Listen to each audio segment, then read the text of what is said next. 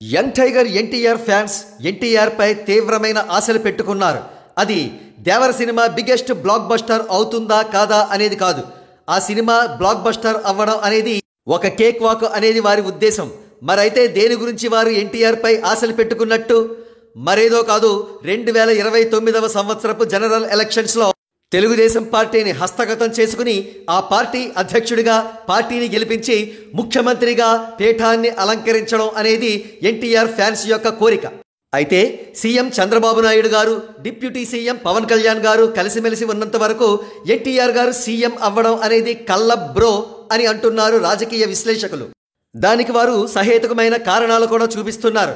రాబోయే 10 సంవత్సరాలను ఒక యూనిట్గా తీసుకుని చంద్రబాబు నాయుడు గారు, పవన్ కళ్యాణ్ గారు ఒక అద్భుతమైన అండర్స్టాండింగ్తో వర్క్ చేస్తున్నారు.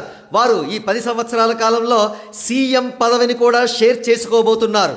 పనిలో పనిగా నారా లోకేష్ గారికి కూడా సీఎం అవ్వడానికి సరిపడా పొటెన్షియల్ని సమకూర్చబోతున్నారు పవన్ కళ్యాణ్ గారు, చంద్రబాబు నాయుడు గారు. మరి జనసేన టీడీపీల మధ్య ఇంత చక్కటి అండర్స్టాండింగ్ ఉన్నప్పుడు ఎన్టీఆర్ గారికి స్పేస్ ఎక్కడిది? 2029లో మాత్రమే కాదు, 2034వ సంవత్సరంలో కూడా టీడీపీ జనసేన కలిసి ప్రయాణించే వాతావరణం అయితే ప్రస్తుతానికి ఉంది.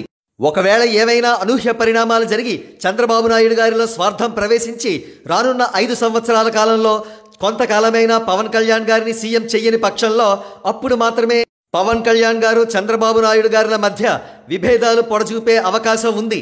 అంతవరకు మాత్రం ఎన్టీఆర్ గారికి స్పేస్ లేదు. ఒకవేళ జనసేన టీడీపీ విడిపోతే మాత్రం ఎన్టీఆర్ గారికి చక్కటి ప్లాట్ఫామ్ సెట్ అవుతుంది. మరి రానున్న పరిణామాలు ఏ విధంగా ఉండనున్నాయో వేచి చూడాల్సిందే.